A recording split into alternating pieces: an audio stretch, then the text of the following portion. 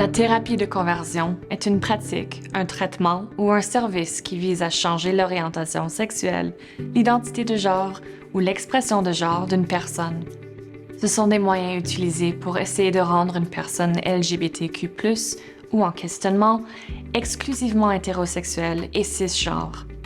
C'est-à-dire une intervention organisée envers une personne qui vise soit à modifier son orientation sexuelle pour la rendre hétérosexuelle, réprimer ou réduire son expression de genre pour qu'elle corresponde au sexe qui lui a été attribué à la naissance, modifier ou réprimer son identité de genre pour la rendre cisgenre, réprimer ou réduire toute attirance ou tout comportement sexuel non hétérosexuel.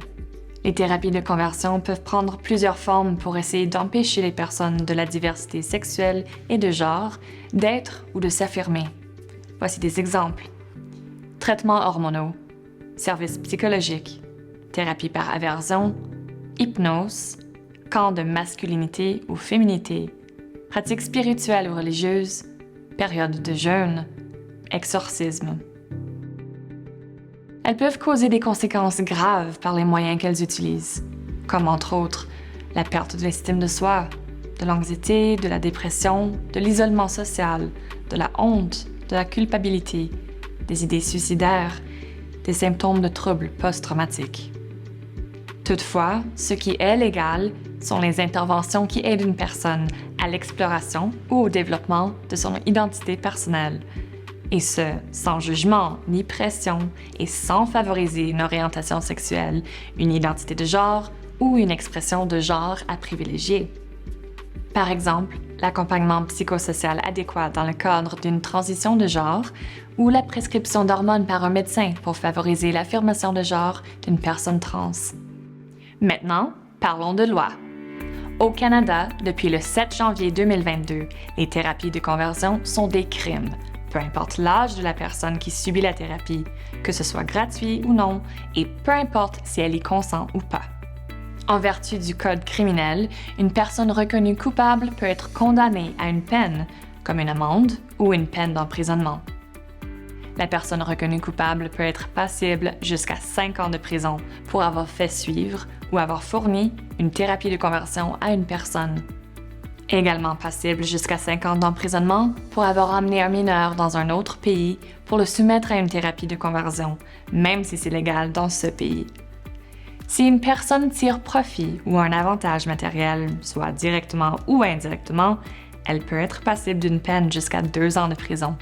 Un exemple serait une personne qui reçoit de l'argent pour référer des personnes à une thérapie de conversion. Et aussi passible jusqu'à 2 ans d'emprisonnement pour avoir fait de la publicité ou de la promotion, par exemple en ligne ou en distribuant des dépliants. En Saskatchewan, il n'existe pas une loi provinciale spécifique. Cependant, à ce jour, les villes de Regina et de Saskatoon ont adopté des règlements municipaux, The Prohibited Businesses Bylaw 2021. Ils ont comme objet d'interdire certaines entreprises et activités commerciales dans leur ville. Ces 2 règlements incluent l'interdiction de thérapie de conversion. L'annexe A spécifie l'offre ou la prestation de services de counseling ou des techniques de modification de comportement, tout autre prétendu traitement, service, pratique ou l'offre ou la vente de produits, mais ne comprend pas ceux qui se rapportent à l'exploration et au développement d'une identité personnelle. Si une personne contrevient à l'interdiction de thérapie de conversion, selon ces règlements municipaux, les sanctions pour un individu sont une amende jusqu'à 10 000 $.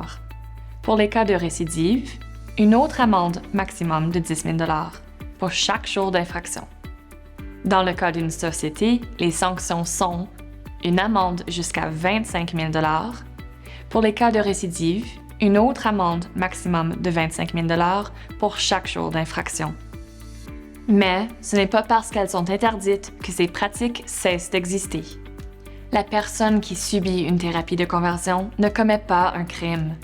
Elle est une victime, même si elle a suivi la thérapie volontairement. Si vous ou une personne que vous connaissez subit ou ressent des séquelles d'une thérapie de conversion, vous pouvez obtenir de l'aide. Pour le signaler à la police, contactez le 911. Pour les jeunes, contactez Jeunesse J'écoute par téléphone ou texto.